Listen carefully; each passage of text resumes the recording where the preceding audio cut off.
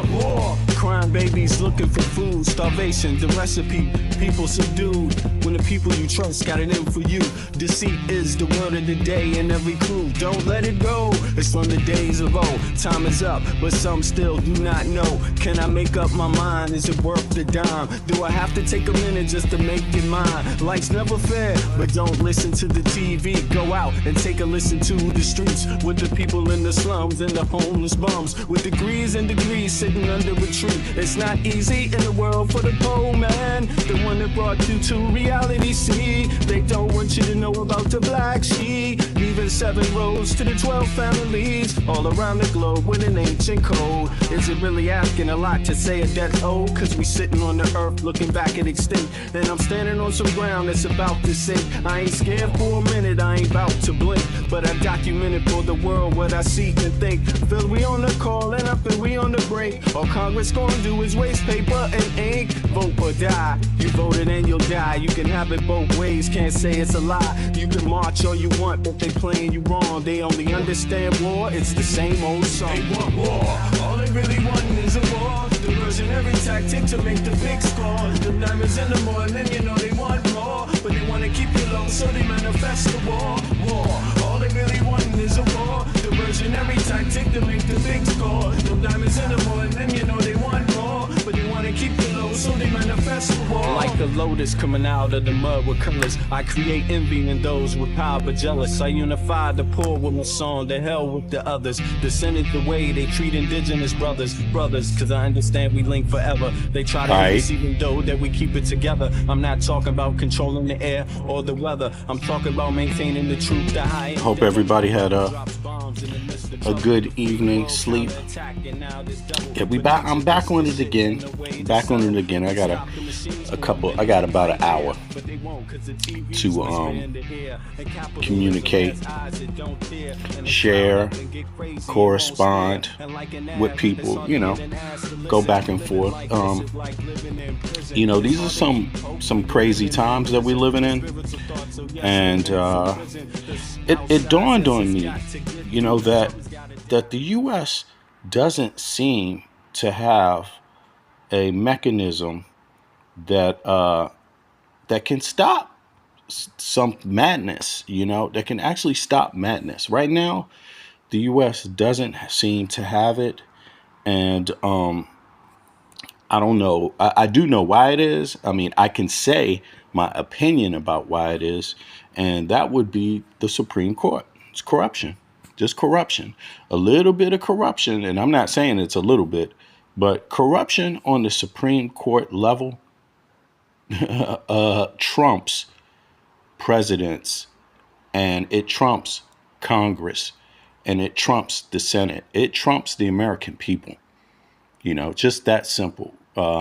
Because, I don't know if you've noticed this, but people that do bad things to you often quote the Constitution, even if it's erroneous. People that do bad stuff, a lot of times they tend to quote the Constitution, even if it's erroneous, even if it's not even correct, right? Even if it makes no sense, they go back to that Constitution because they assume the average citizen doesn't know.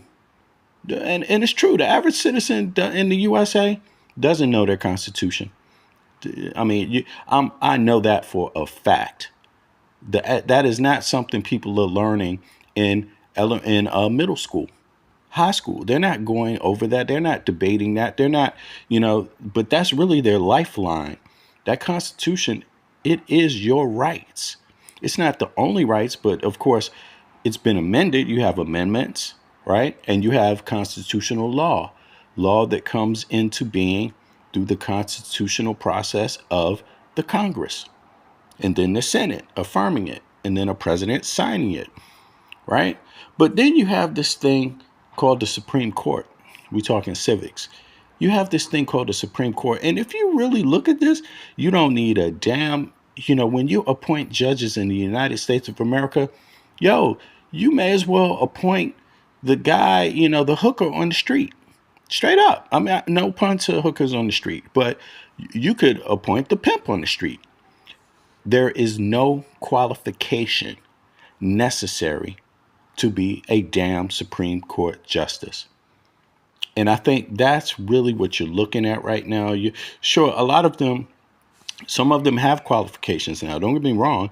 And most of them have a little bit, right, on the Supreme Court level, right?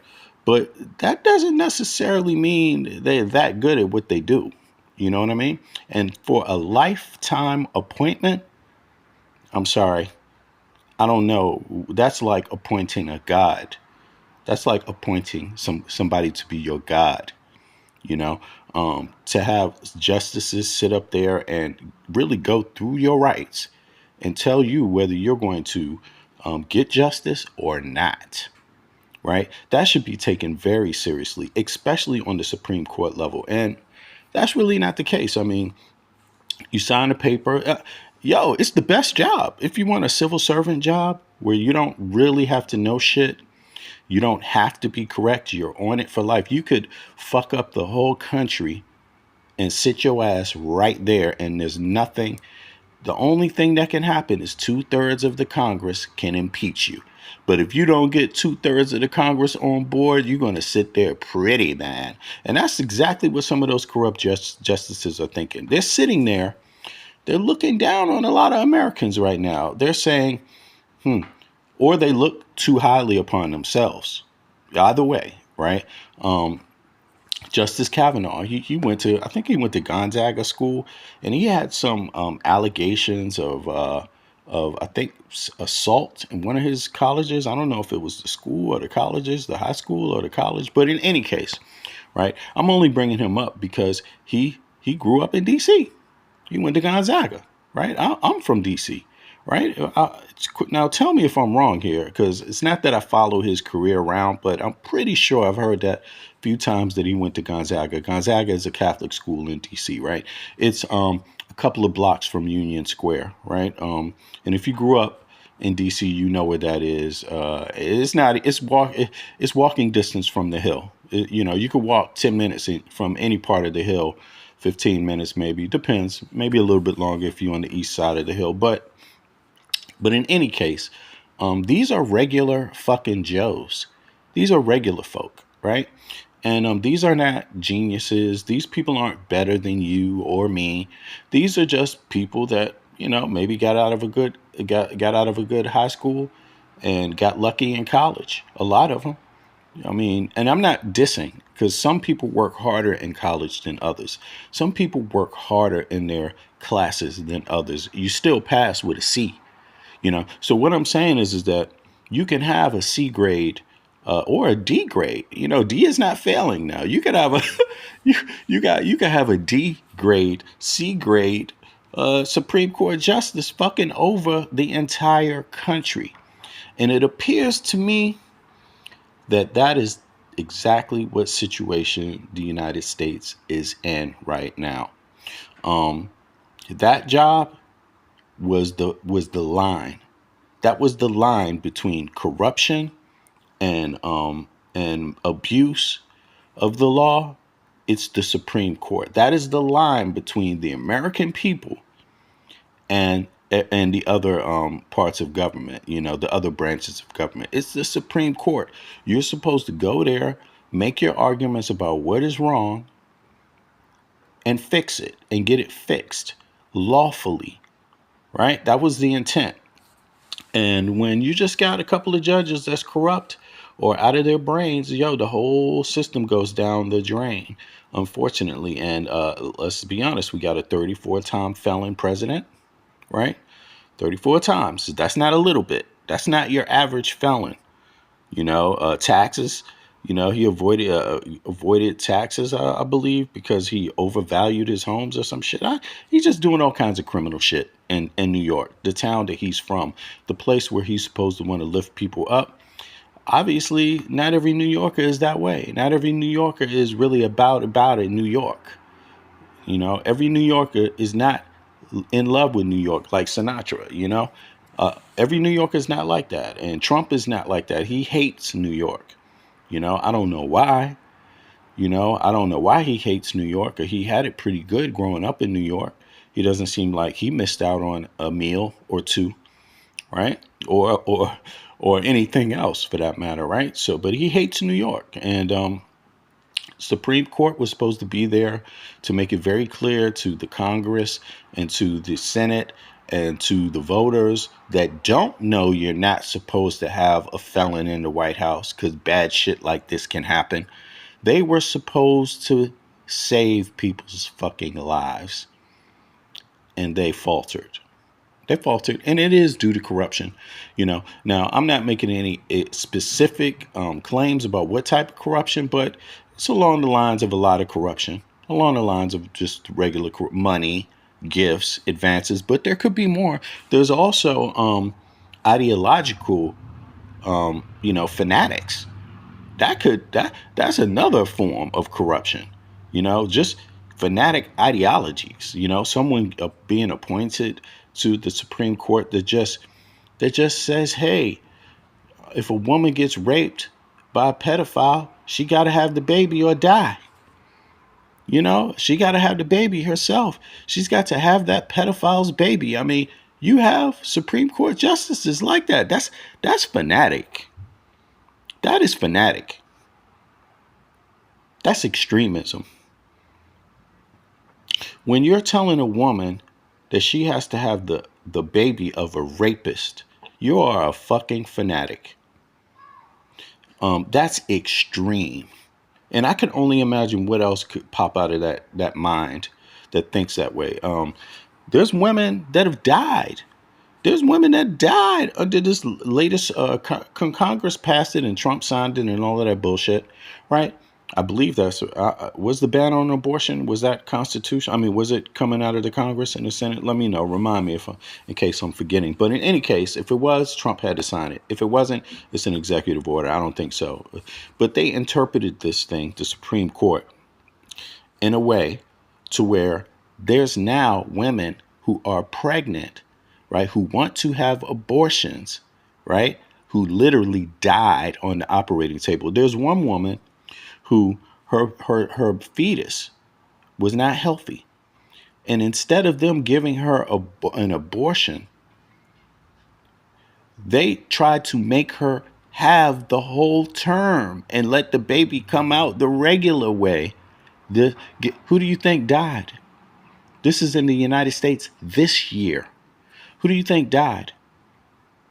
Well, the baby wasn't doing too well for a long time. But the woman died because of that, and that's what I mean by extremism. And you might not know it unless you're caught in that situation if you're not too clever. But clever people tend to listen, hear things, take note of what's going on in the newspapers, right? And just acknowledge what it is. Just like the United States has a lot of poverty. If you walk around the United States and you don't think that the United States has a lot of poverty, what's wrong with you? You haven't seen a lot of the United States. You don't know a lot of the United States. If you haven't seen a lot of homelessness around the United States, what's wrong with you? You're not seeing a lot of the United States then. If you haven't seen, the opioid epidemic, you just imagine that too. If you don't see that, something's wrong with you. And these are all things you could read about in the paper if you care.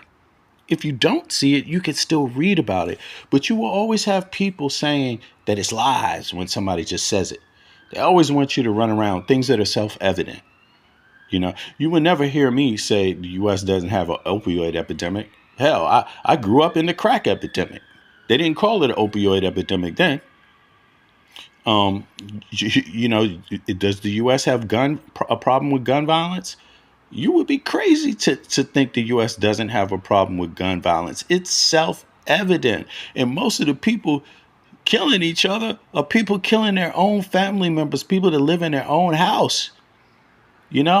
Dad comes home from work one day, got fired from his job. He's been working at for years. He depends on that money to take care of his family. His wife been nagging him. Maybe she cheated on him something because their relationship wasn't going too well. And the dude just had enough. Cheating's not good, but you shouldn't murder because somebody cheats on you because you're frustrated at your job. You know what I'm saying? But it's happening. It happens across the United States, man. People are losing their mind. People are under a lot of pressure. And it's I don't know. You said Ross, I thought she died. Nah, man, the baby wasn't well at all. That's the problem. That was the problem. You might be talking about another story though. By the way, Ross, it could be another story you're talking about, but there's another story where the baby was already bad and they tried to force the woman to have it and she died flat out, man.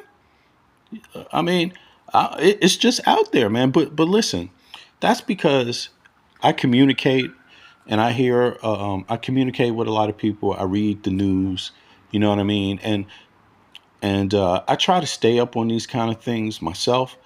But yeah, it's these cases.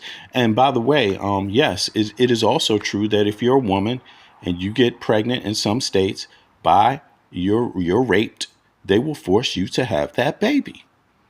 Yes. And that should never be a question for a woman. A woman should never have to bear a rapist child.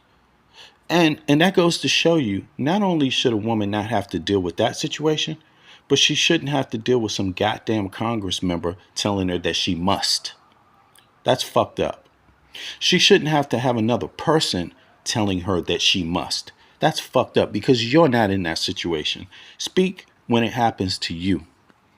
You see what I mean? And I think that's where a lot of the extreme politics in the US has come into the picture. Like people that because they assume because it hasn't happened to them, they don't care if it happens to someone else. So what? Deal with it. And that's not the right way to be. You know what I'm saying? I mean, you got to be able to put yourself in other people's shoes, right? Before and also don't be so judgmental because there's a lot of Americans across the country that swear they're very different, that swear they have different values, and you got a lot of poverty in all those places too. All across the country, people thinking they have different values. Well, poverty didn't stop coming to your neighborhood. You see what I mean? So I think Americans been led astray, and usually the Supreme Court can kind of knock down extreme things. That's what it's for. When you go too extreme to the left or you go too extreme to the right, and it's about your freedom to what is freedom to you? What is your freedom? Is your freedom the right to carry a gun? What does freedom mean to you? Or is freedom the right to have some food in your belly every day? What's freedom? I mean, because if freedom isn't the right to eat, then hey, you can have your gun and we could take away the right to eat. You see, and let's see how that goes. Is freedom the right to have a place to rest your head? Is that freedom? Or is freedom, the right to what? I mean, driving a Bentley.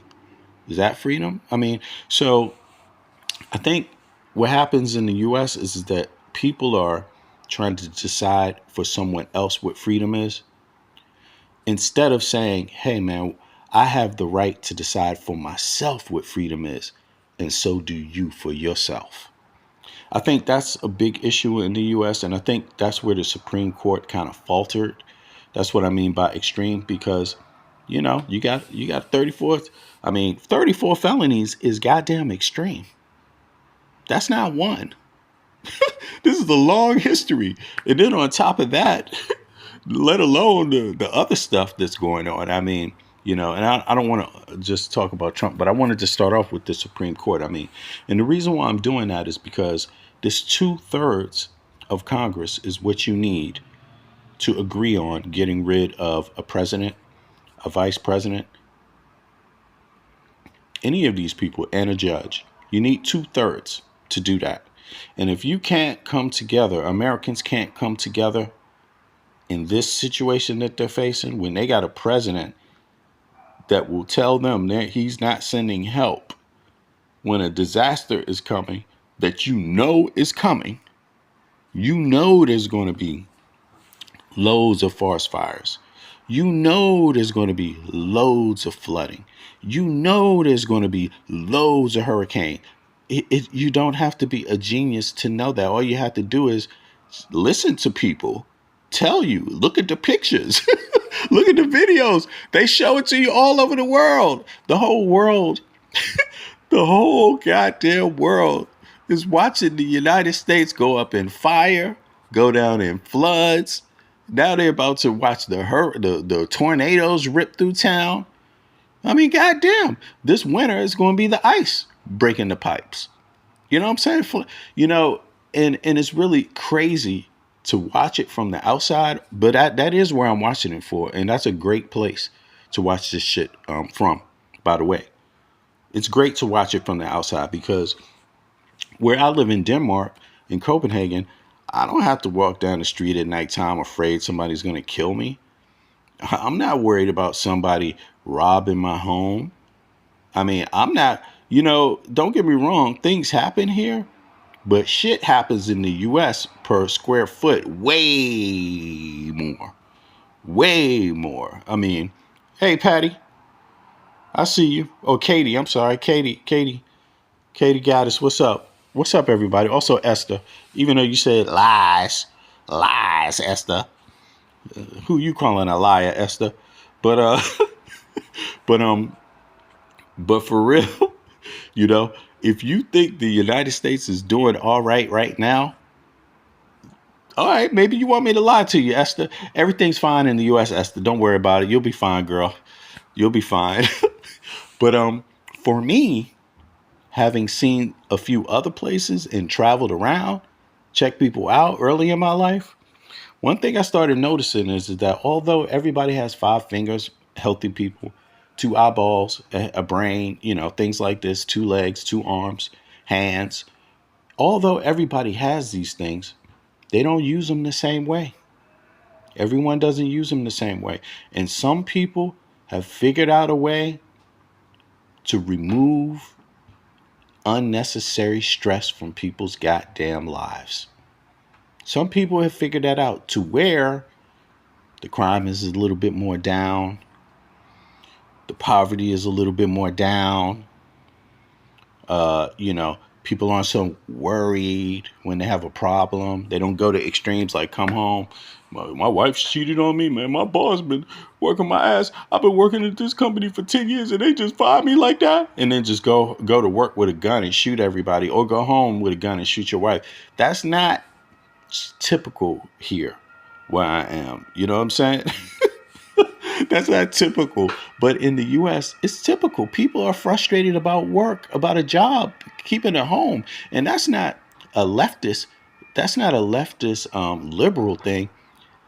That's MAGA folk. You red states are worried about keeping a home and a job. I listen to you people. I hear you talking about it all the time. The problem is that you blame the wrong goddamn people. You blame the wrong people too much. Just way too much, to where it's ineffective. You see, when you're blaming the wrong people, that means shit doesn't get better, it gets worse.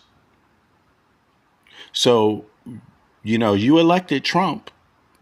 Look what you got. This is what you got. Was it better for you? I don't know.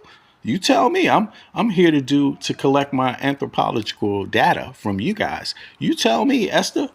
Are things better in them red states? I mean, do the red states, do they complain about all kinds of shit? You know what I'm saying?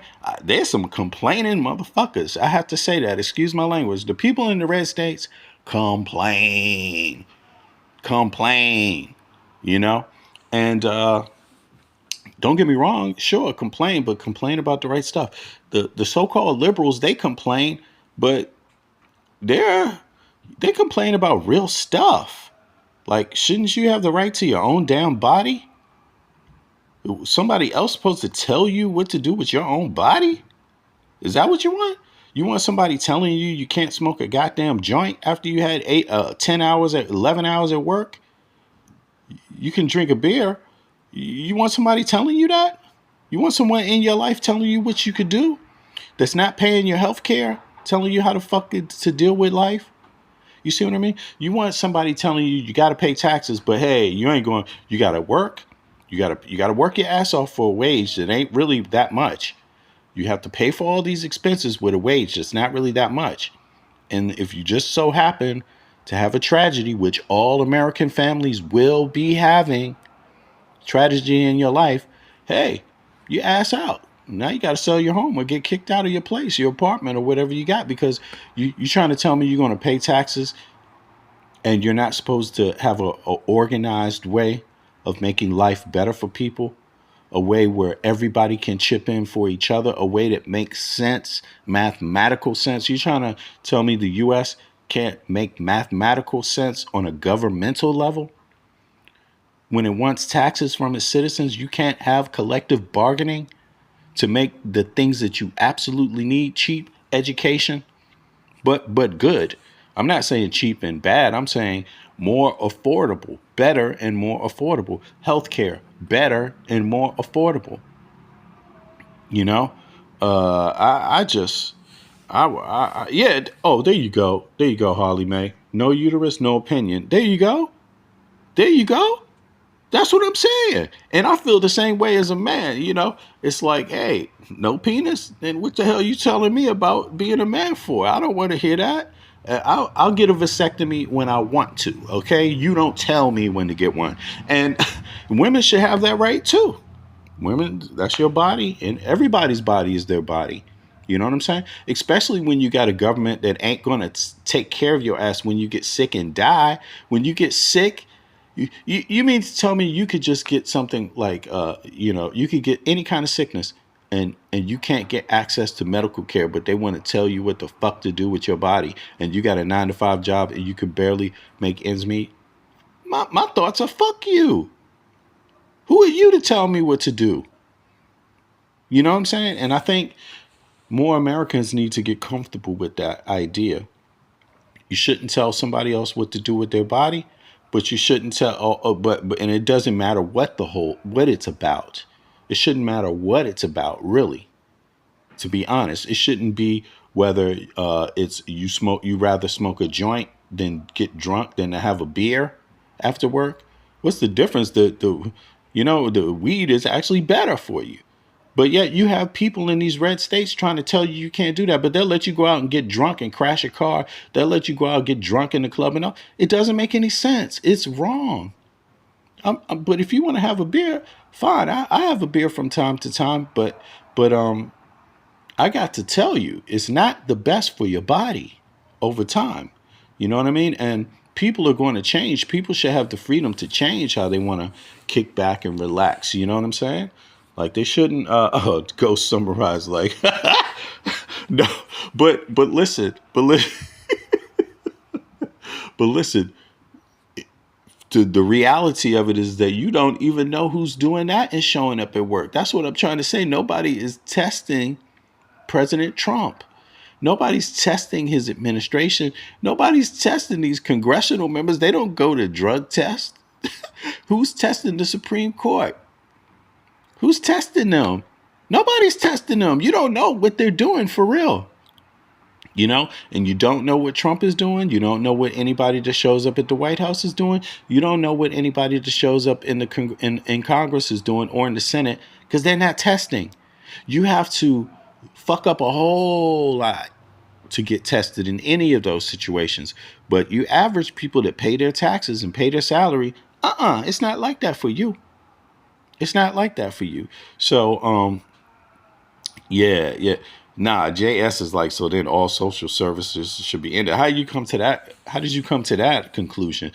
So, first of all, social services. Why? What's so special about social services? You want to get rid of education? That's collective bargaining. Public education is collective bargaining. So you want to get rid of everything else that's collective bargaining? Things that just everybody needs access to here and there. Sometimes you want to just get rid of that, all of that. You think that's going to make things better? All right. I don't agree with that, but JS says, for real, drug tests for all government work. Oh, now you see what I'm talking about. Yeah, okay, now you feel me. Exactly.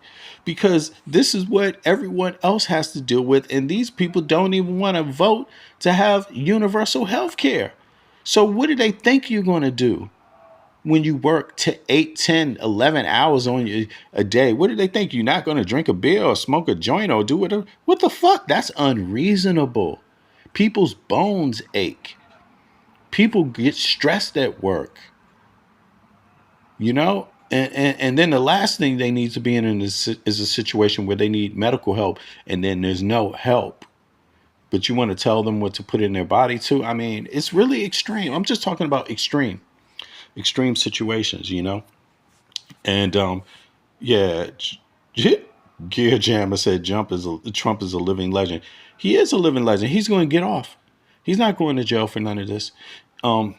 People know that he's guilty, but for a lot of things, but there's nothing in the government. The U.S. government has no apparatus to stop corruption on that level.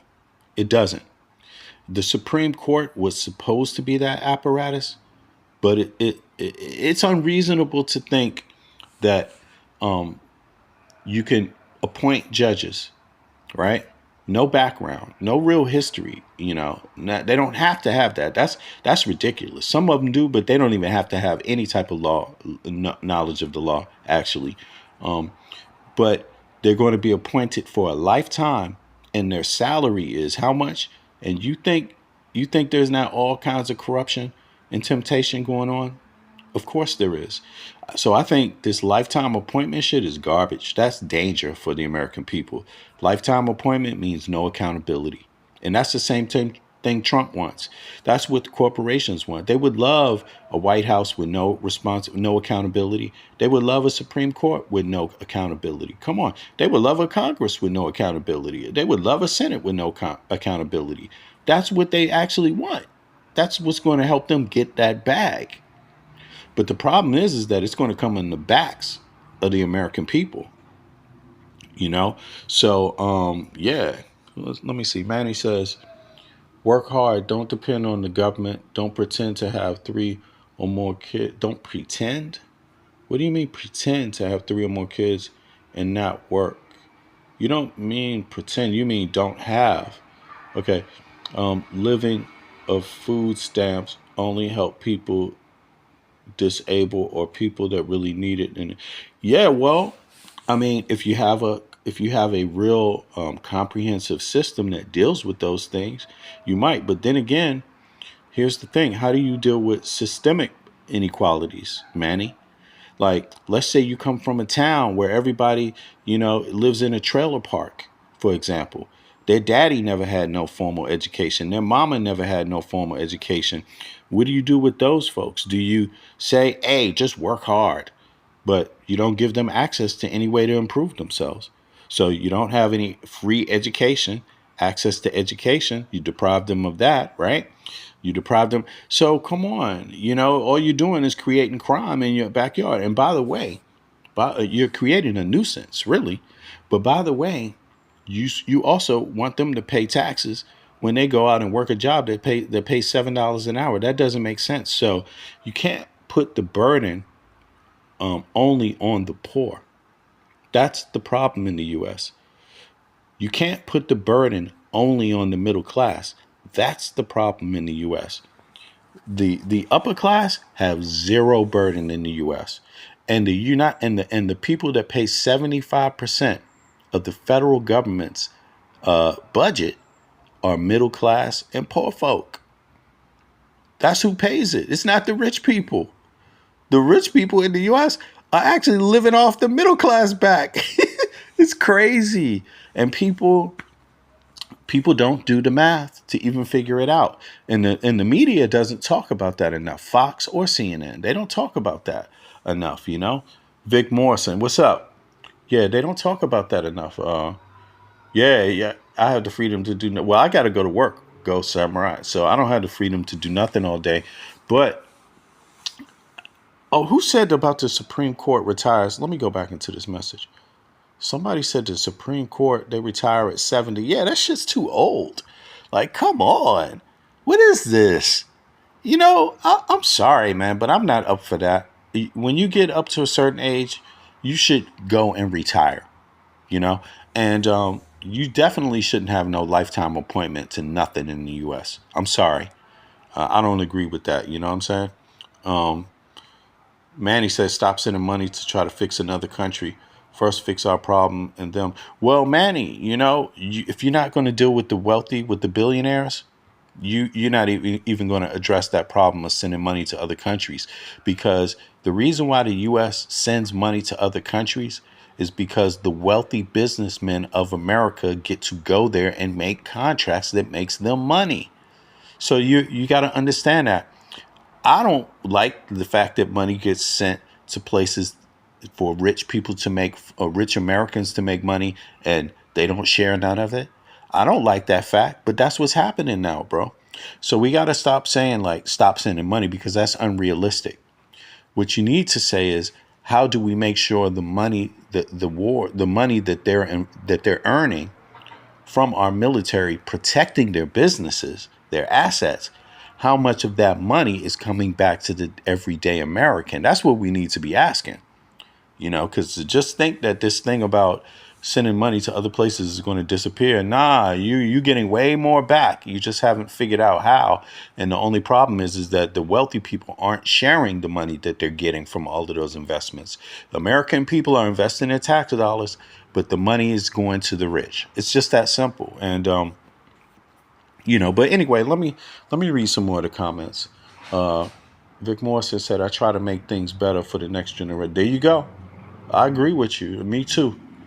Me too. Kitties and Colas, the heck, says, you know nothing of finance. I'm sorry, you've invented a rich boogeyman. No, I have not. I mean, and by the way, MAGA people and liberals all seem to agree with me. I mean, MAGA people say this all day. They say it all day. They say it all day. Stop sending money. Stop sending money. But what do you think? You think it's all just welfare? You think it's all just welfare they're sending? No, man, come on. They don't get engaged in these things. It's called trade. If you don't have someone protecting your assets and protecting the trade routes, you will end up in a situation that is way more troubling than you think. Kitty and Colas. That's what that's about. So if you're going to protect trade, which you are going to have to do, and if you're going to protect your assets outside of the U.S., which American businessmen are a part of, and women, then the military will be doing that. So the only question is, how much of that money comes back to the everyday person? Why does the everyday person pay into that? That's collective bargaining too. When you pay taxes and they give the money to Congress, pay taxes and they pay for a senator's job, that's collective bargaining. When you pay taxes and it goes to hold up a military, that's collective bargaining. You're collecting money from everyone. So if you're going to collect money from everyone for those things, why not do it for healthcare and education too? Mic drop. I mean, really, if you're into collective bargaining, keep it real. Don't pretend, and if somebody's winning in the U.S., it's definitely the billionaires, So that's what I could say. 90% of the tax revenue is not paid by 5%. What are you talking about tax? You talking about federal income tax? Wrong. I don't know it doesn't matter if how you twist the numbers around. It doesn't matter. If you're asking a person to pay into it, the natural question is, what do they get in where they're standing? Period. What do they get where they're standing? Paying for a congressional member's lifestyle is not getting something for their tax dollars. Paying for, the military. What is the military doing in your town? What do they do? What's their job? What are they supposed to do? You see what I mean? So, and I don't have the data in front of me, but I could definitely come with a lot of data that I do have. I already did an episode on this. It's simple. All you have to do is go research it yourself. Don't let anyone tell you, even myself. But 70% of the federal government's budget is paid through federal income taxes. Do you know what that is? That means you have to make income to pay it. You see? That's individuals. You see what I'm saying? So, I don't know what's up with that. You gotta check that out. Check that out a little bit. But in any case, collective bargaining is a good thing. If you're into it for the military, if you wanted to collect taxes from everybody to have a military, why do you need a military? Everybody needs health care. Why not collect? Why not spend some of that tax money on the health care? You know, you need education, don't you? Or should your kids just be educated at home? I mean, for some reason, people keep sending their kids to school. So why does everybody need to send their kids to school? Hey, that's a conversation about collective bargaining. An educated population is better than an uneducated one. An educated neighbor is better than an uneducated one. You see? I mean, uneducated people and people that make low wages become, a little more desperate to do things. So you don't think, Kitty Katie, you don't think the wealthy in the United States and the richest country on earth, you don't think they could do a little more to pay back? What do y'all think in the chat? Do you think the wealthy get too much advantage in the U.S.? Do you think the wealthy pay too little taxes? Or do you think things are fine? Kitty Coles, well, we know your opinion. You already said that. They pay too much. Right. I mean, and how much do you earn since you're saying that? How much do you earn, by the way? They pay too much?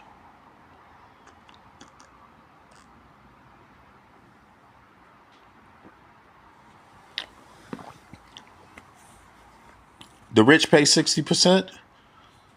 The rich pay 60%? Are you sure about that? You sure the rich pay 60%? Kitty Colas, is that correct? Do they pay 60%? Because I could look it up right now. I don't really like to, I didn't want to come and do a data thing, but I got my laptop right next to me, right next to my phone, so I can open it up, and go to some of it,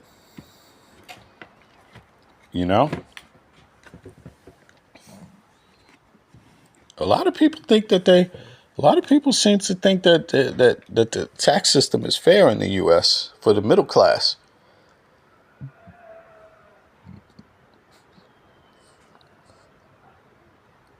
Here we go. Let me just open this up. I think how you put in it gives Kitty Coles, it gives people an impression of something that's not actually real, because there's a lot of parts to this to the taxes now, to the tax system in the U.S. It's not so simple. But I could tell you what, the United States, you tell me this, Kitty Coles, after you pay your taxes, after the average American, I'm talking about the average American. I don't know if the average American makes more or less than you, but everybody should know about the average American, right? Now, after the average American pays their taxes, they pay their house note, whatever it is, if they own a house or they pay their apartment. They pay for their electricity. They pay for their transportation. They pay for their clothing, right? They pay for their food, right? Every month in education, whatever, if they have a bill for education, right? Something like that. Every month, the average American, after they pay all those expenses and their taxes, take home less money in their pocket than the average person living in the EU. Why do you think that is? Why do you think that is?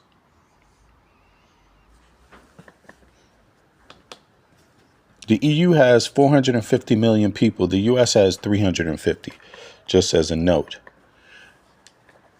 But why do you all think that is? Now, I'm not changing the subject. That's called finances. We talking about money. We talking about what do you get for your taxes? Well, does it make sense? You see? And so the thing about it is that you're hearing stories If it's okay, they pay the right amount of taxes. Well, do they pay their employees well? How well do you pay your employees? That just goes out to everybody. You pay your employees $7 an hour. What do you pay your employees? What's a living wage in your state? How much do you? I know in D.C.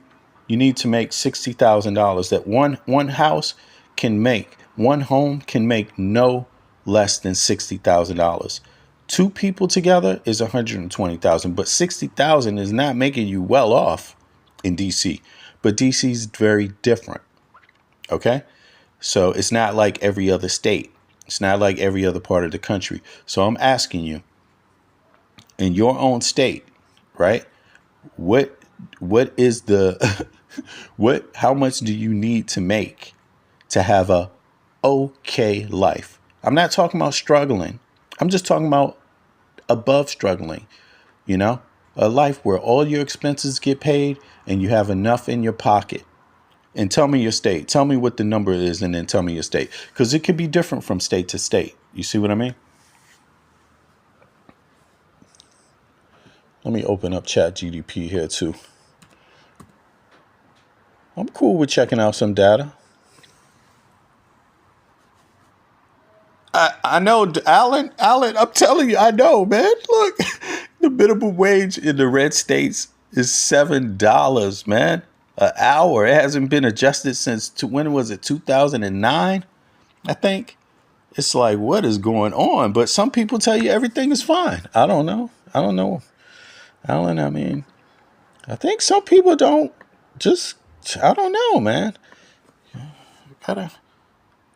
Look, because somebody said that because Democrats waste money. Okay, but how much do you make? Again, I'm going to ask this question.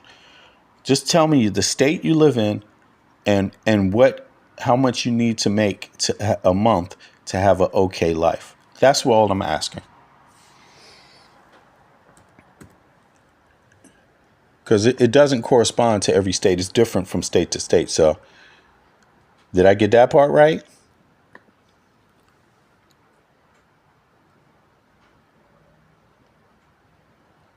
Okay, our cost of living in Indiana is excellent. Okay, so how much do you need to make a month?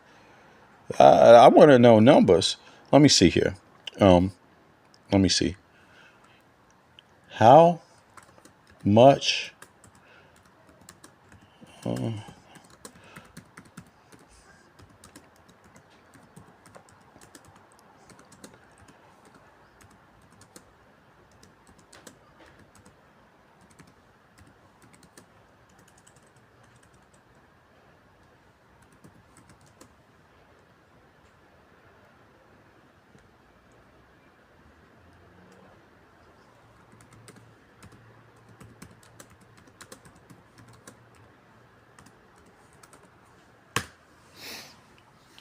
The Midwest will change when people, as they have been flocking here. Okay, so no right from wrong. Spend less, print less. Cost of living will go down.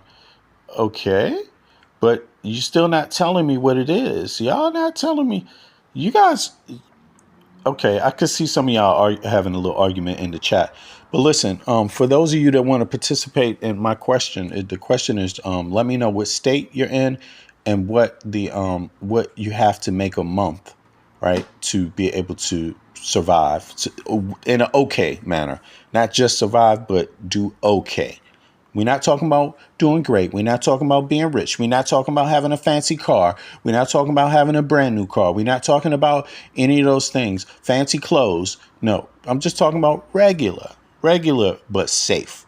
Your medical expenses paid, your education for your kid paid, your child care paid, your house wherever or apartment paid, your transportation paid, your water paid, your food paid.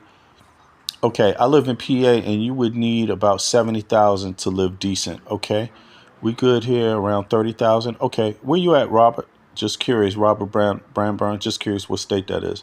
Um, you still haven't answered what you were looking up to. I wasn't deflecting. I don't know what your problem is with that. It's like I'm not deflecting. I'm talking about how things are not fair in the U.S., man.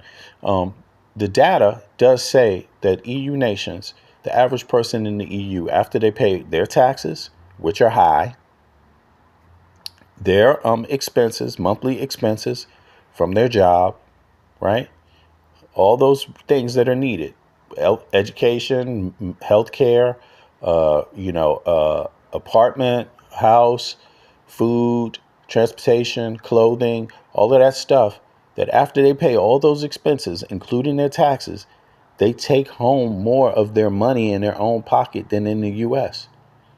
The average EU citizen versus the average USA citizen.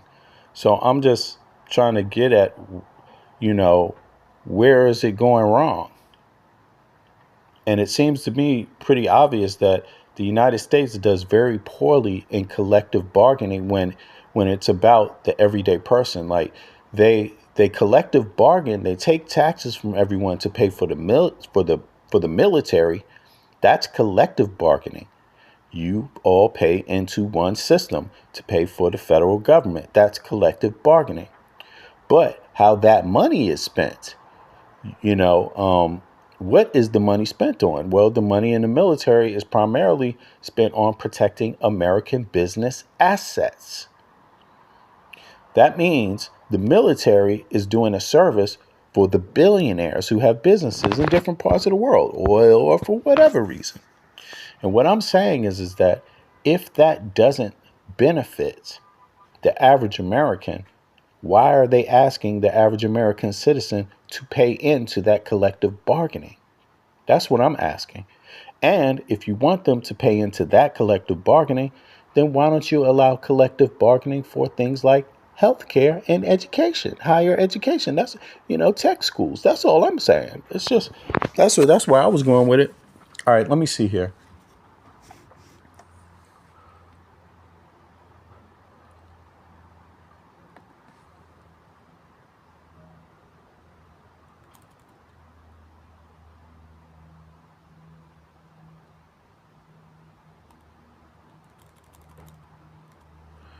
Total federal revenue breakdown. Let me see here.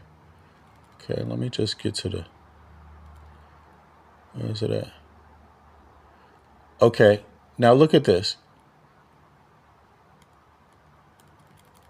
Top 42. Let me see. Key takeaways. Okay. I didn't read. I'm gonna do something else live where I can bring up the data. But because there's a lot of data here. But it says top 1% pay about 42% of the federal income tax revenue. Top 10% pay about 3/4. This is due to both progressive tax rates and their large share of national income. However, when considering total federal revenue, including payroll taxes, the other source, overall tax burden is less progressive, right? And so I think people might be leaving out payroll taxes here when they say that, when they look at it. Let me see here. 2 seconds here. How? Let me see. How much?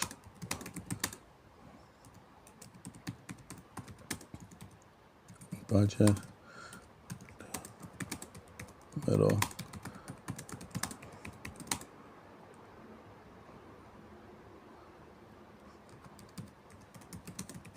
In the USA. Yeah, we're not even talking about state taxes, but hold on. Let me see here. Okay.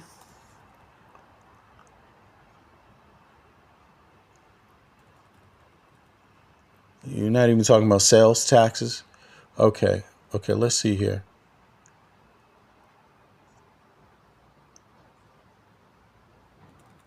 Overall share the total federal revenue 30. Okay, it says here who pays what, but I'm trying to get a simple breakdown because they have a lot more than 10 wealthy, middle class. Right, okay. So in this one, it says 40%. Look, the middle and lower classes pay more in payroll taxes than in income taxes. And these payroll taxes fund Social Security and Medicare, which are about 40% of the federal budget. You see? So you got to be cautious in how you look at the data, because a lot of the things that people are complaining about, number one, they don't have an idea where the money is going to, who's using most of the money. But by the way, where the money is coming from, who's actually paying that money. Like, you could have a person in one state that's that has been told that libs are spending too much of our money. But that doesn't make sense, because libs are earning their more of the revenue is coming in liberal states. I mean, like they said, California, their federal dollars that get collected don't really even go to California. Of course, some of it goes to California, but a lot of it, because they're making so much, there's so much industry there, goes to other states that don't earn as much. So to kind of complain about these kind of things like liberal value, it doesn't make sense, because everybody really needs, for example, FEMA to come and rescue them. You see what I'm saying? So everyone, I mean, how many of you think FEMA should be just disbanded? Do you agree with that? Should FEMA be disbanded and you pay the same tax? See, myself, I'm also for, why should we have to pay tax at all if it's not going to get us anything? Right? If I'll pay state tax, because at least you know what it gets you. I don't want to pay taxes to some other state. How many of y'all for up for that? For there to be no federal taxes?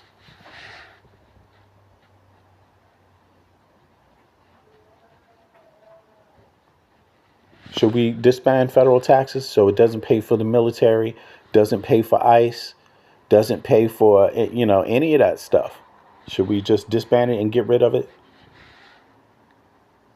Assume the responsibilities all on the state level? I'm just trying to go extreme into that way just to see what people think about it, because me myself, I think the data is pretty much out there already. It's not about the money. It's that most of it benefits the rich. Most of it benefits the rich. It's not really being utilized to benefit the the places that struggle and the places that people complain about. I mean, people complain about a lot of stuff, but hey, if you have if you have, for example, um, flood levees that haven't been, taken care of by the state, or that global warming has created weather patterns that are so harsh that a state could never engineer a project that large to be effective, and so you need the federal government to do it. Should we just say, don't do it, federal government, don't pay for that, and send the money back to the taxpayers?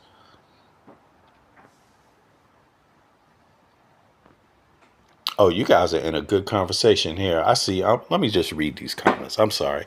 You guys are, y'all are busy in here with this. All right. Let me see. Maybe I can learn something here. Thank you, by the way. Okay, but what about the slogans? Okay, Brad Smith, tariff, not taxes. Tariffs are important taxes. Tariff, not taxes. Okay. Audrey Durham says, again, who gives you a job? The homeless man on the street? Uh, Nobody gives me a job. I went out and I had to get certified for the job I have, different certifications, many of them. And, but part of my taxes goes to the community. It goes to public schools, goes to healthcare. I got universal healthcare. It goes to make sure that those that need support don't just get money in their hand, but they get a comprehensive type of support. So I don't understand that type of thinking. Who gives you a job? The poor. Who gave you a job? The poor man on the street. Well, you know, it doesn't mean that that poor man on the street shouldn't have value, or can't be more. If you don't know that poor man's story, if you don't know their story, you never know. You know, yeah, they got money for wars, but can't feed the poor. That's what I'm saying, L. Thank you, L. Yo, L, matter of fact, soon as I get this program to where I can have people hop up, I'm going to get a few people like that to hop up because I feel that way 100%. Like, I know for a fact the EU is taking care of its people. The United States of America is not. That's really the basic thing. Um, the EU citizens are taking home more money in their pocket after their job due to collective bargaining than the average American is. It's just that simple. So L says both parties have a platform that says F the poor. I mean, yeah, one more than others, but yeah, bro, they definitely not just saying that poor people have value, and whatever happened to being a real patriot American to where you say, yeah, that person is poor, but that person still has value in my heart because that's a fellow American. What happened to that type of patriotism? I don't see a lot of that in the US, but you see that in the EU. You see that in the EU. You don't see a rich Dane really treating a poor Dane poorly. You don't see that because because at least they have that in common. You see what I mean? Like, and I think we talk in the US a lot about immigrants. Well, if your citizens had access to education, maybe they would be able to do a lot of those things, or even create a job for themselves. How about that? Who gives you a job? The poor man? Well, if the poor man had access to higher education, free education, or even paid education, maybe he would give you a job. How about that? That's what's happening in other countries. It's see, you see what I mean? And in those other countries, the average person is taking home more money in their pocket after a month's work. So yeah, so it's okay. Oh, Audrey said I never said they had no value. I'm saying you can't get a job from someone that owns nothing. No, but we're talking politics and collective bargaining here. We're talking about what your tax dollars go to. And the reason why it's that way in the US is because the way the tax dollars are spent. You don't have a right to a higher education in the US. You don't have that right. A poor person doesn't have that right, just like a poor person doesn't have the right to real medical care. So that's what we're talking about. And if they did, maybe that poor person would give you a job if they had access to higher education. You see what I'm saying? You see? Just them getting the education is not making them rich. They would have to apply that education and then be able to give you a job. But isn't that also okay? Isn't that cool? Wouldn't you be cool with that? Or is it no?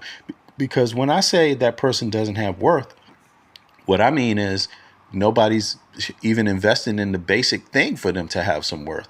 That means they don't have worth to you. When you see a poor person and they cannot change their life, right? It's just the odds are against them according to the data. When you know that, don't you feel better when you say, yeah, but you know what? That person could have gone to university. University's free. They could have gone and got a trade skill. Trade schools are free. They could have got a tech skill. Tech skill is free. Don't you feel better knowing that, hey, it wasn't on me? It wasn't me that did anything about that. They had the opportunity. They just blew it. But in a lot of other countries, people do say that. But in the U.S., that's not what people are saying. Listen to what MAGA is saying. Listen to what those people in Appalachia are saying. Are they saying that, hey, man, life is easy for them? And hey, you know what? The price of school is great. They love paying for tech school. Is that what they're saying in Appalachia? Or are they saying they don't have access to programs? I mean, I'm just saying that to everybody. I'm using nobody in particular, so don't take any offense. I'm sorry if I'm offending anybody. If a person is truly homeless in the USA and need assistance and are sober, they will get help. Okay, well maybe they need help with getting sober too. How about that? Where's the collective bargaining? You know, um, you definitely ain't going to get help with education in a lot of places. It's going to cost you money, and it's a long road. I think it's a long road for a lot of people, and I'm not saying it's impossible for everybody, but I do think that Americans undervalue each other, to be honest with you, and I think some people take advantage of that, through division. You know, Politicians take advantage of that through division. They can get you to vote against your own interests just by holding up one thing in your face that seems to resonate. You see what I mean? Like they could say, we want some of the immigrants gone, and at the same time, scrap your health care. They could say, we want some of the immigrants gone, and at the same time, scrap a union, get rid of a union. They could say, you see what I mean? And I think they get people like that. They put one thing up against another instead of saying, hey, can't you have both? Why can't you have both in the wealthiest country on earth? Who makes America? Let me ask y'all this. Who makes America great? Is it the billionaires or is it the everyday people? Who makes America great? Who built America? Was it the billionaires? Did the billionaires build America? Donald Trump built it. Donald Trump built that skyscraper himself.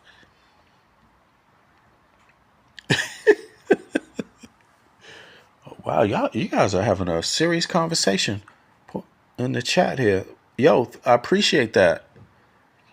Make sure you subscribe because I need to stay in contact with y'all too. And so we can have some more serious conversations along the lines of what you all are doing. I'm glad I brought up the taxes in the system, how the taxes are spent in this kind of dialogue, because this is the one that we need to be having in the U.S. right now. And we need to hash it out, from left and right. We need to come up with something that's fair for everybody. There you go. No man does it alone. Exactly. Terrible time. That's what I think. I'm in it for the team. I enjoy teams. Even if I was the boss, I would still be treating my employees like team members. You know what I mean? I would be understanding if they're not happy, if they're not being able to support themselves, they're not going to make a good employee for me. I also want real relationships with my employees. I don't need to have my nose stuck up at my employees. We're all equal. We're all just people. You see what I mean? Some of us might have a little more than each other, but we all have value. You see what I mean? You see, that's what I like. That's the way I do things. And I know in the U.S. people compete a lot in the U.S. People gotta compete. People are really stressed about paying the bills in the U.S. And I think when you really, really stress that much, it is hard to not walk by somebody that needs help. It's hard to help everybody when there's so many people that need help. And that's not cool. I took a trip back to the U.S. I mean, I do this often, right? Not as often as I should, but one time, not the last time, but the time before that, I was in the U.S. with my kids, my wife, and we were in D.C. and she'd never been to D.C. So we spent a lot of time in D.C. We went around the country. We went to New York, Chicago, in the Midwest, some areas, and we traveled around, right? But when we went to D.C., it's my hometown. We were downtown doing some shopping. I wanted to show her some things. We went to the naval thing down on 7th and Pennsylvania Avenue. They got a naval museum down there. Went in there. It was beautiful. Went to the mall, saw a lot of beautiful stuff. Things that I only saw when I was a kid, growing up, or a young man, right? And it was wonderful, right? But one thing I noticed was soon as we went outside in the day, I could feel the pollution on my skin. I could feel it. The second thing, I got unused to it because I'm living in Copenhagen. You know what I'm saying? I'm living in another country. And then the other thing is when we were downtown with my kids, we were on 14th Street walk near 14th and K. And those of you that know DC, there's a big park right there. I forget the name of the park. Logan? No, it's not Logan Circle. It's down from Logan Circle, closer to. It's on K, 14th and K. Is it 14th and K or 4th? Just around there. But there's a big park. It's off of K, right? It's a big park. Maybe L, 14th and L. That's right. It's a big park there, and we were coming by there. And when we were walking by, I had my baby carriage, because I had one of my kids was still young at the time, and we were just strolling through there, not strolling through the park on the 14th Street, just next to the park, and it was just like a mob of homeless people that just came up to us and asked, "Do you have any change? Do you have any change?" And I had a whole rack of change, because you need change for different things, whatever the reason. I was spending dollars and I was getting back change, right? So I had a whole rack of change in my pocket, and I just like got rid of all the damn change.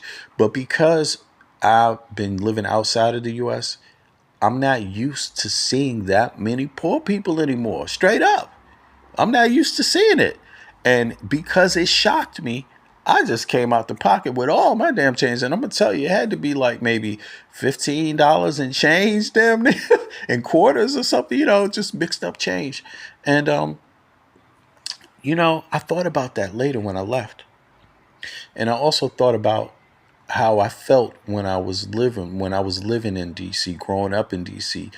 Slowly but surely, you get a little hardened. DC got a lot of elements to it. It's the capital city, so it has all the elements of every other city and more. you know. And but with the homelessness, you get a little when you have to walk by people so much, when you have to walk by people, it is a real experience in the United States walking by homeless people. That's not an experience here in Copenhagen. I have an experience like that. I think France, they have a problem. They have a housing problem and a homelessness problem. But the only other place I really felt it to that degree, to be honest, is like inside of the U.S. And, it just reminded me of how D.C. is loaded with money. D.C. is not a poor state. It's loaded with money. Transportation system really not that great. You could be in a car and at the wrong time of day, you ain't going nowhere in DC. Because they didn't think forward. But then again, the federal government has always been on DC's back, not helping DC, just to try to control it. So they've slowed down a lot of progress, but it doesn't matter. It's still the capital city in the richest country on earth, and yet you got that many homeless people walking around. That's not normal in my opinion. Like, unless you get used to it, it's not normal for me anymore. But when I was living in DC, it was normal for me. It didn't bother me. It didn't bother me at all. I see some home. I would give out some change here and there, but it wouldn't bother me. But it's even more than it was when I was even growing up. Now. So yeah. How many of y'all think the transportation is great in DC? What about the public transportation? I'll tell you a story about that. Another difference, living outside, right? Living outside, living in Copenhagen, living in Denmark. When you're a single parent or a parent that's just out on a stroll with your kid in the stroller, right? You might want to go by the grocery store, grab a couple things, put it on the bottom of the stroller. You might want to hop on the bus, take a bus ride somewhere. Not too many people, are driving cars. We have cars. I have a parking space myself. I don't even use it anymore, right? But being here, it made me realize that when I get on the bus here, I don't have to clap my wagon, take out anything from the bottom of it just to get on the bus. And when I was in DC, I actually saw that. Women with a lot of stuff having to clap up their wagon just to get on the bus. And it's not because the bus, it's not because there wasn't space, right? It's just for some reason, it's like the public transport doesn't really maybe have the whole idea about what its purpose should be. You know, that's what I thought about it. I mean, that's what I thought. Like I didn't understand it. Same year, one place, people can get on the bus, people can have space. You know that you put your cart here, you don't have to clap it up. Your child can stay in the ride. It's staying in the cart. Is in DC, none of that. It wasn't happening. I don't know if it changed recently. Let me know if it changed recently. That was 2019, by the way. Let me know if it changed. Let me read some of these comments. Cali, we will be paying taxes for roads, infrastructure. There you go. Cali is booming. I like Cali. They're booming. They invest in a lot of things, and they invest in the population. The state does. Even though you got a lot of, I hear there's a lot of homeless issues in Cali also, though. But that's an issue across the country. Let me see here. Oh, you guys are really having a dialogue here, I see. The way our cities are built is the problem too. I think you're right. I think there's something to that. Poor, poor, poor planning, poor city planning. And I'm not trying to blame. I'm not trying to blame. I'm just saying.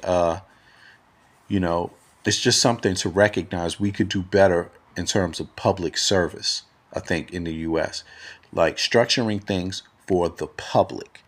You know, making things to better the public's life, overall life, things that affect everybody. Public, like for example, it's going to be hot as hell. How many public pools do we have? Right? Are they safe? Right? Is that something people are investing in? Also, other types of things like that. I'm just saying, where I live in the center of Copenhagen. I can go outside my house. I can walk to the corner. That's maybe about what I don't know. That's maybe about 50 yards. Take a bus, 5 minutes, and I'm at the biggest swimming pool in the city.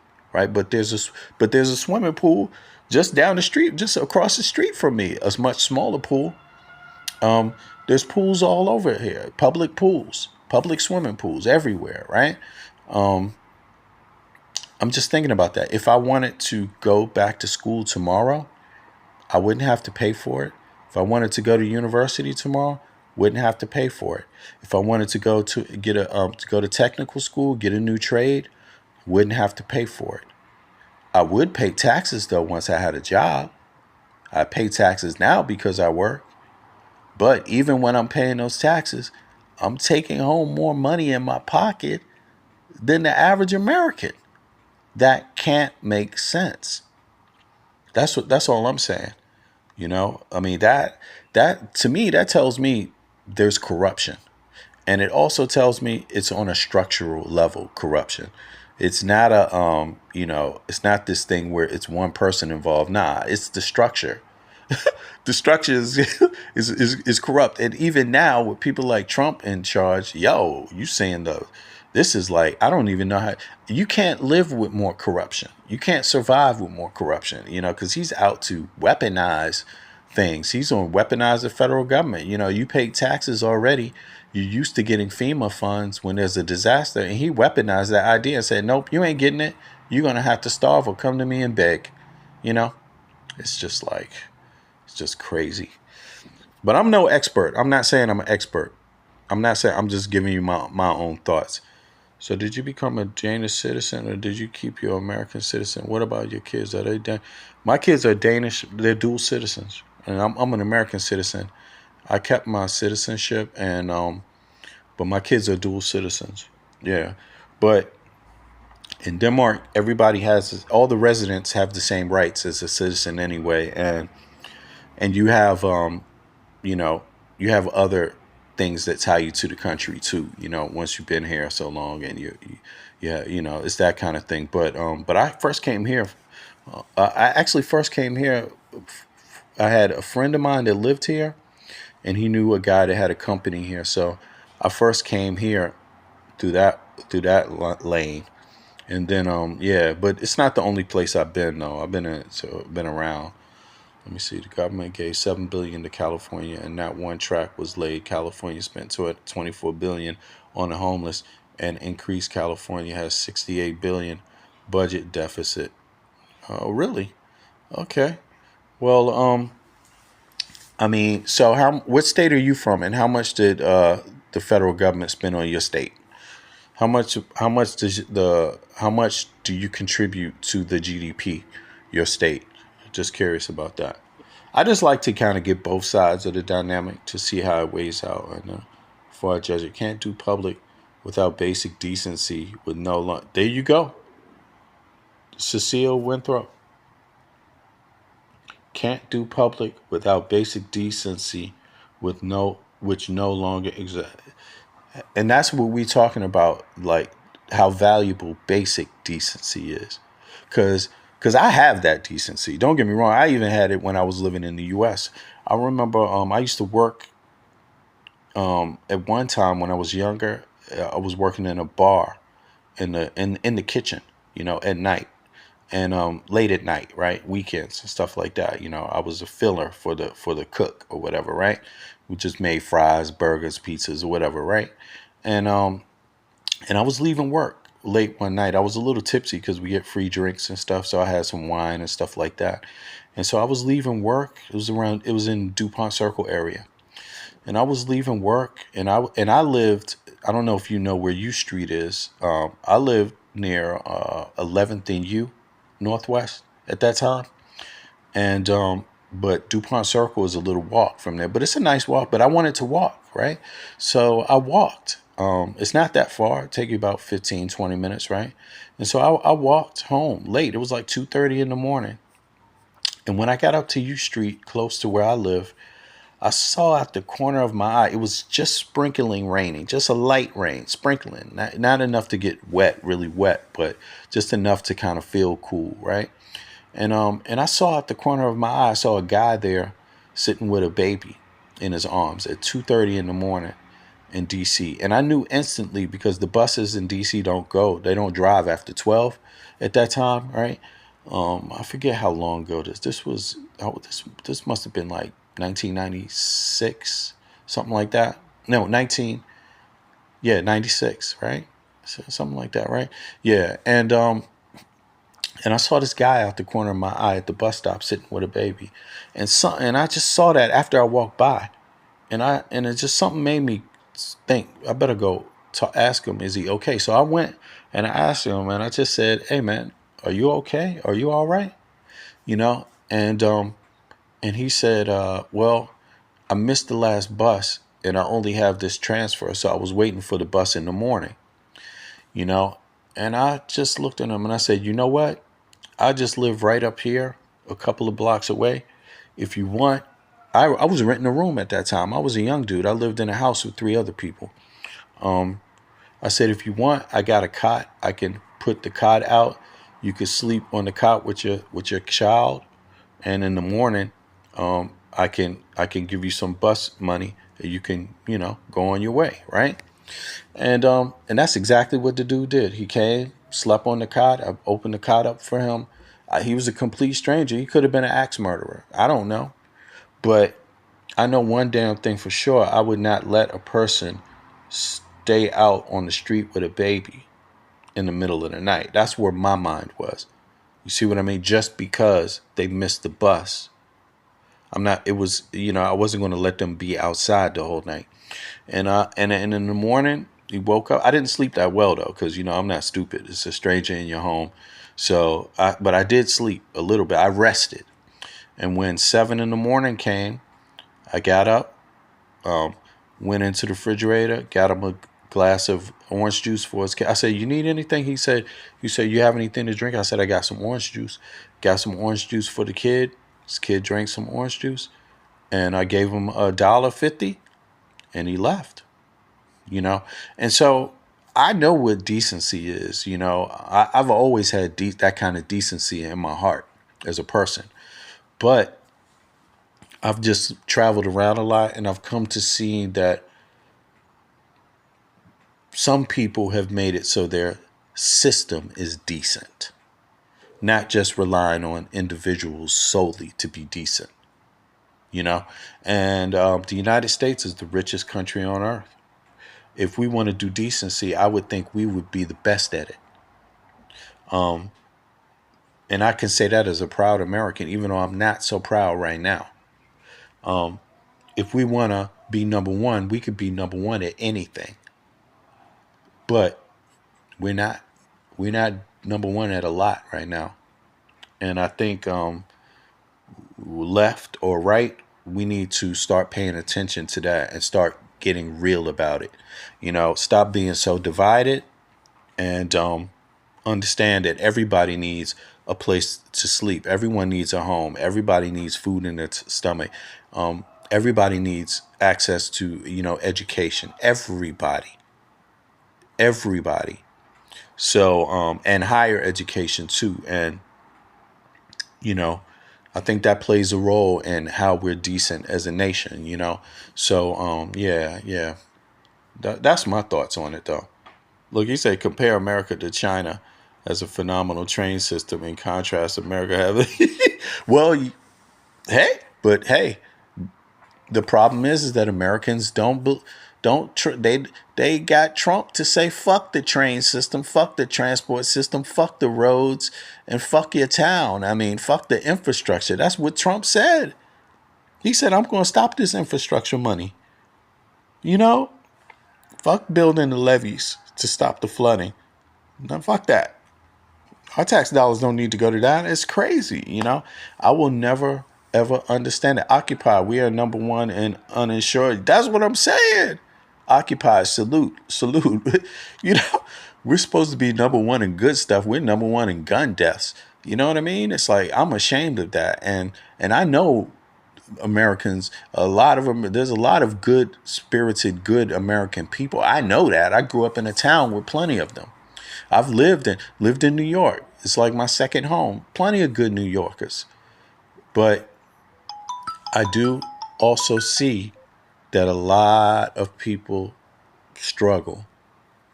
And part of being a good person is that we don't pretend that we don't see these things, and that we don't pretend that we can't do better as a society.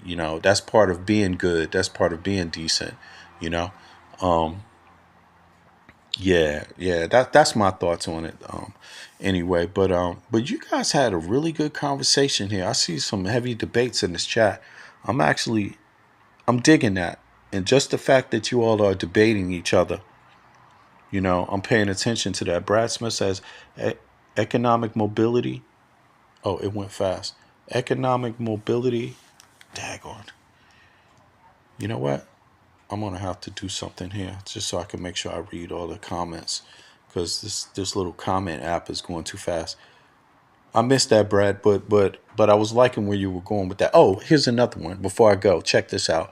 I'm going to play a couple things, but before I go, check this out. I'll give you another thing. I'll give you another example. My mobile phone. It's the only phone I have, by the way. I pay for 100 gigabytes a month and unlimited phone calls within the EU. I pay $14 a month for that. Do you know what that would cost in the USA? People are paying $100 for just the same damn service. Why? How much do you pay for your phone a month? And tell me what you think about that. Why do you think I can pay $14 a month for 100 gigabytes, unlimited EU service? That means for the US, that would be like national service all over the country. And unlimited messages and text and 100 gigabytes. $14. How much y'all paying at Verizon? $50. That's what I'm saying. $50 a month. We just talking about a damn phone. Don't you understand? Communication is also a right. It should be a right to be able to call someone. And they want to take that basic, simple right and turn it into like you buying diamonds every goddamn month. It's like, what's up with this? That's where you're talking about corporate bullshit right there. Where is Congress talking about that? How is it that I can pay $14 a month, probably have a better phone too, by the way, but $14 a month, 100 gigabytes a month, I can call anywhere in the EU for that price right there. And for you to get that, it's in the US, people paying $50, $117. How much do you pay for your phone bill in the red states? Do you think that's fair? Anybody in the red states? Because I know it's some blue states people here. But in the red states, y'all, how much you pay for your phone bill? Terrible Tom said 117. Yo, and I'm saying that's why I use the word slave. I'm not talking about you, but I mean in general, like these rich people, they think Americans are like goddamn slaves, yo. Like, how do you gonna you mean you gonna charge me and do you take more? Do you how much do you earn? How much does the average American take home with them after they pay their taxes and their basic expenses? Do you think that 117 is fair? Anywhere close to fair? People in the EU are taking home more money after every month in their pocket after all their expenses and taxes, and yet they could pay $14 a month for the same damn service. How is that? Yeah, that's awesome. Shit, that's why I'm up here talking about it. You know what I'm saying? Because I'm not going to keep the secret to myself. I'm going to upset the upset. You know what I'm saying? I want more Americans to know this. You see what I mean? Like, to understand, they're hearing this from an American citizen living abroad that can tell them this factually. It's facts. Of course, if you want to pay $20 here, you could pay $20 for that too. But why would I pay $20 when my company works on the company that owns the main lines anyway? So my phone service is not going to get difference. The only difference is I don't even know what the damn difference is. You know, I just know I pay about 50. I pay some, if I want to get more, 100. Yeah, I pay 100 a month. That's about a little bit less than, that's between 14, 15, $16. It depends on what the dollar is worth right at the time. But if I could pay more if I wanted to have another company, for example. But I don't need another company. I don't. I use the internet, right? So I'm not on the phone that much. I get text messages. I don't like to talk on the phone long. But I got my Wi-Fi. Let's take it to internet at home. The internet at home, I pay 75 krona a month. 75 krona a month divided by 6.5 is what is that? And that's what I pay a month for internet. And I have unlimited internet, Wi-Fi internet in my home. So let me just see something here. What is that? 75. Hold on. What is it? 75 krona. I don't even know what that is. DKK is much. Yeah, so that's $10 and that's about $11 a month for unlimited Wi-Fi in my crib. Or no, it's Ethernet, but I have Wi-Fi too. So my internet service at home is $10. So for all of my internet, home and my mobile, I pay about $25. Why does that have to cost more in the USA? What are they paying for? What is the secret? What's the difference? So that's what I mean by rights. Everybody here have rights. They have right to be. How are you going to get a job if you can't communicate? How are you going to study if you can't communicate? How do you do it? But yet they act like that's a luxury in the U.S. You know, 34 trillion. Okay, especially in the states like California. Oh yeah, I mean, yo, I just really like. That's just one of those things that makes you go, you know? So I think those are things we should be able to agree upon. Red state, blue state, do you think your phone bill and your internet service bill is fair? You know? Or do you think it could definitely be a little cheaper and the companies still make loads of money? Why is it seeming to cost the companies in the U.S. that much to provide communication services? I don't know. I don't know. But yo, I'm gonna be out now. I appreciate everybody for coming out. And I was actually going to play some videos, but I'm going to get back to that tomorrow on the Trump shit. Because, you know, Trump is going to be there tomorrow. Like I was saying, he will be there tomorrow. And he will be kicking the ass tomorrow, too. And hurting somebody and giving somebody else $1 billion, one of his buddies in business. So he will be around tomorrow. But yeah, Ibrahim Traore, I feel you. Africa Unite. Everything is corporate greed, and definitely. Okay, hold on. K Moore says my internet is $90 a month. Wi-Fi is $5 a month. A total of 95 and change a month from Spectrum. What state? Okay, yeah, because that's a national program today in every state. That's crazy. That's crazy. That's crazy. That's $100. That's $100. I'm sorry, but there's nothing special about talking on the phone and using the internet. That should just be a basic thing. And they like $100 for this shit. Like I will never understand that, and I will never understand it. But I think red states and blue states, that's something people all should be concerned about. K Moore, are you living in a red state or a blue state? Are you Democrat or Republican? I'm just curious about that. Yeah. Let's see here. Okay, K Moore, my phone bill is $30 a month. Okay, and what state you live? You Republican or Democrat? Just curious. Okay, Grant's a business owner. There you go, Grant. Red state. Okay, you're in a red state, Republican. Okay. You think $30 is cool? You think it's too much? What do you think? What service do you have? By the way, Kay.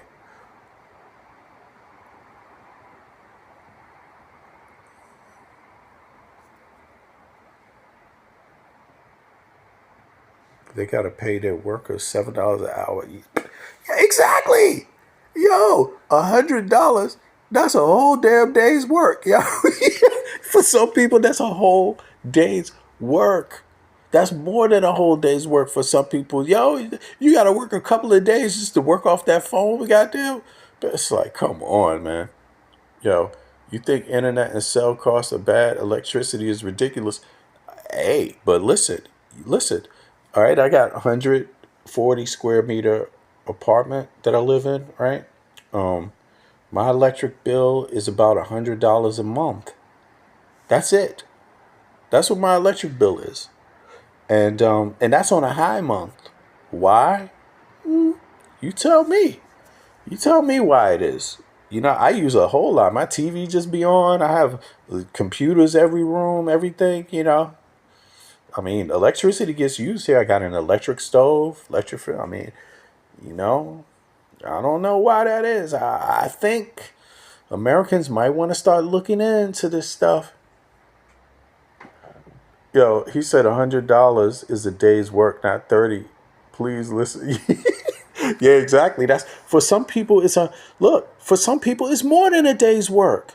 If you're getting paid $7 an hour, god damn, you got to work more than 10 hours just to pay the phone bill. That's one day's work going to a whole damn phone bill. But $30. For some people pay $100, but $30. What is that? So how many hours you got to work to make $30 in a red state at minimum wage? Let's see here. That's 2, 3. That's 4 hours. That's half a day. That's half a day for your phone bill. I don't know, but I just don't think communicating is that fucking, should be a luxury like that. I really don't, you know. So, yeah, even $30. Like I said, I pay less for that for my mobile phone and my home internet all together. Why? Why? Why do you think that is? I mean, is it just because U.S. is the richest country on earth and people can afford to pay that? Is that what that is?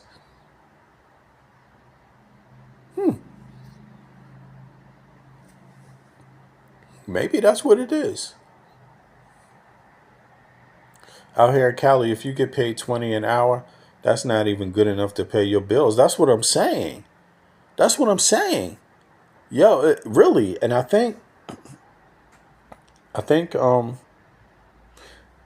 the media, left and right media, or if you want to call it that, legacy media, is really not doing a good enough job at breaking down where this money goes and where the costs are coming from. A lot of it, like you said, is just corporate greed gone nuts. And I think what happened is that people in the US started talking about corporate greed, and they started doing something and voting about it. And I think the wealthy people got scared. I think the wealthy people got scared. A lot of times they try to blame it on, on regular folk like red MAGA people. They're scared of immigrants. I don't think that's the only dynamic. I think the wealthy people got scared in the US because they start to see that American people are starting to understand what their real value is, and what value they should get out of life, out of being American. And once you realize that, wait a second, because you're 350 million people in a union, that gives your business people an advantage in success that other business people don't have around the world. So you got to ask the question, do the business people do right by the American people? And I'm not saying small businesses, because I know small businesses struggle too. I'm not talking about that. I'm talking about those 80 billionaires that have more money. You could never lose that amount of money. Who needs that amount of money? Where is it going? Where did they keep the money? What is it for? Is it just for them to be like private rich people? Who benefits from that? Why would you give another dollar to a billionaire? That just doesn't make any sense. They don't need your money. You see what I mean? So I think there might be something there, and Congress can do.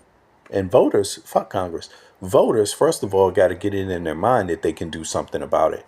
And then go out and vote for some people that's going to do something about it, because some of these discrepancies don't make any sense. Let me see something here. Let me just stop that comment. Anything close to minimum wage and you and your wife have to work, and yeah, you have to have two jobs if not. But I agree. That's what it sounded like to me in the US, and I don't think that's a red or blue state problem either. I think that's just a US problem, right? My internet is 80 plus, cell is 50, but I'm not a W-2 worker. It's all deductible. Okay. Yeah, but that shit is still expensive. You must have some excellent internet. Your internet must take you to Mars or some shit, because $80? $80, that's got to be the best. Is it the best, or is it just the same as I get? I mean, you know, it's a clear example of, how much you pay for your internet doesn't reflect in it doesn't reflect in the service. Like the phone bill, it doesn't reflect in your service. It's like saying, if I pay 200, my phone bill is $200 a month. Okay, is the service better? Is the line clearer? Is the you talking more on that phone? What's going on the phone? Yeah, Joe, it's a blue and red state problem.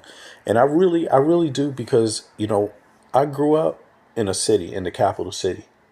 But I took trips in the summertime out to the country, out to the north, the extreme north, to the woods, places people don't go unless you got family up there for the most part, to the Appalachians also, right? To farms in the Appalachians when I was young, right?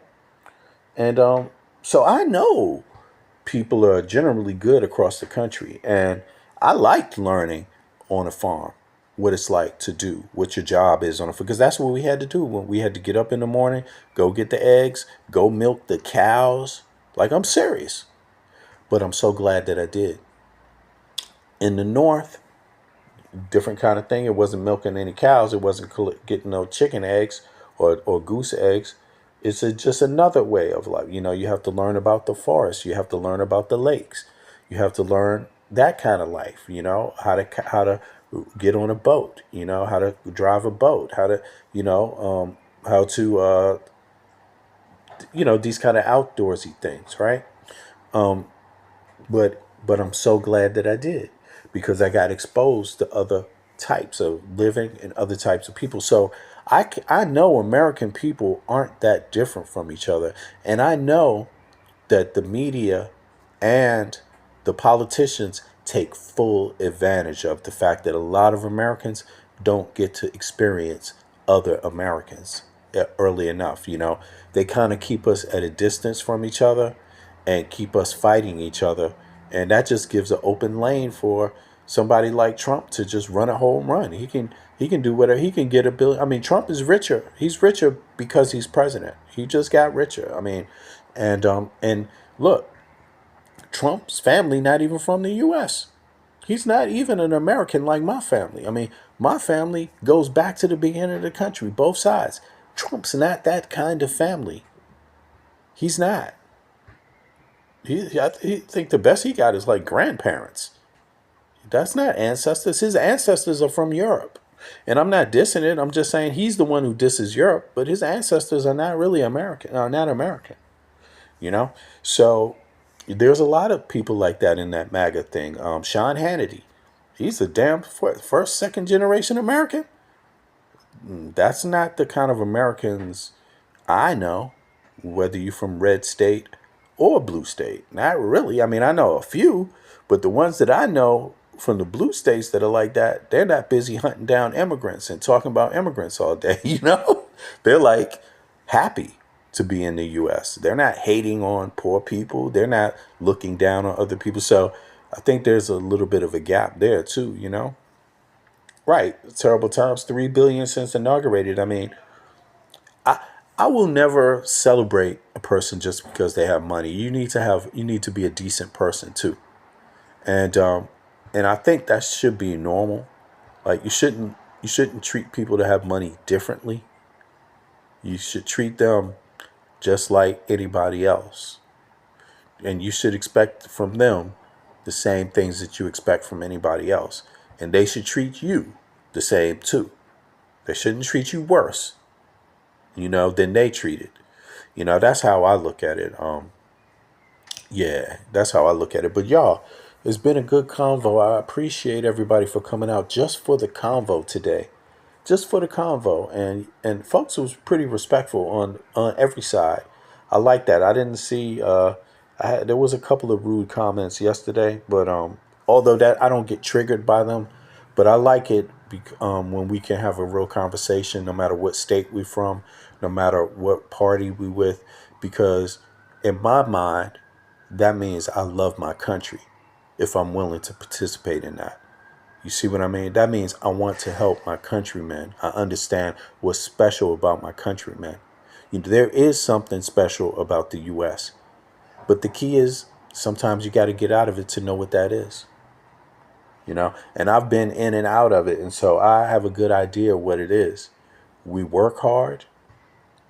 We generally respect people, right? Initially, but there's a bad side too. There's a bad side to the U.S. that we need to look at sometimes too, and that bad side we can fix if more of us just accept that we're not that different, and that there's enough that we're all affected by, no matter who we are, that we could work on, and we should work on. And if we don't, we just goddamn crazy. You know what I'm saying? So, but on that note, I'm out. I will catch you guys tomorrow. Appreciate everybody. Have a good Sunday morning, and and take care of your families. Take care of your communities. Be nice to somebody. Be helpful to somebody, and until we can do more. You know what I'm saying? Respect. Peace.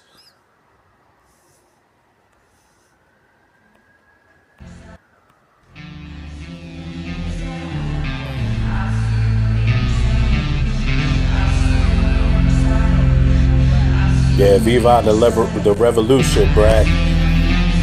They want more crime. crying babies looking for food. Starvation, the recipe, people subdued. When the people you trust got it in for you. Deceit is the word of the day in every clue. Don't let it go, it's from the days of old. Time is up, but some still do not know.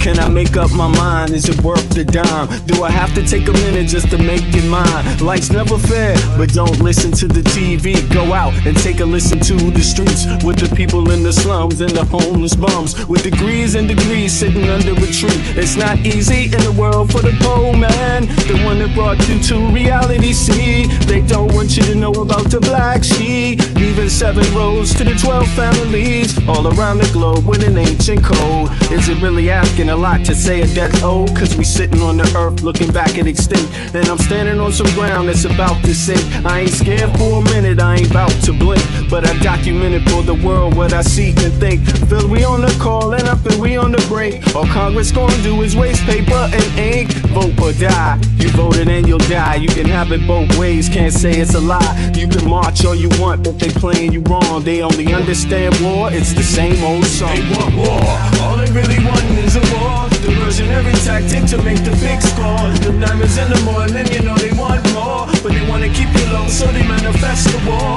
War, all they really want is a war. Diversionary tactic to make the big score. The diamonds in the morning, you know they want more, but they wanna keep you low, so they manifest the war. Like a lotus coming out of the mud with colors, I create envy in those with power but jealous. I unify the poor with my song, the hell with the others. Descended the way they treat indigenous brothers, cause I understand we link forever. They try to hate us even though that we keep it together. I'm not talking about controlling the air or the weather, I'm talking about maintaining the truth, the high endeavor. A rebel drops bombs in the midst of trouble. The free world counterattack and now there's double, but nature gets the shit in the way to settle. If you stop the machines for a minute you might hear, but they won't cause the TV's whisper in the ear. And capitalism has eyes that don't hear, and they cloud up and get crazy and won't steer. And like an ab, it's hard to get an ass to listen. Living like this is like living in prison. It's hard to keep hope when you're living in prison. The spiritual thoughts, so yes, the mental prison. The outside, yes, it's got to get through. Something's gotta die, so something here can live. Your life is nothing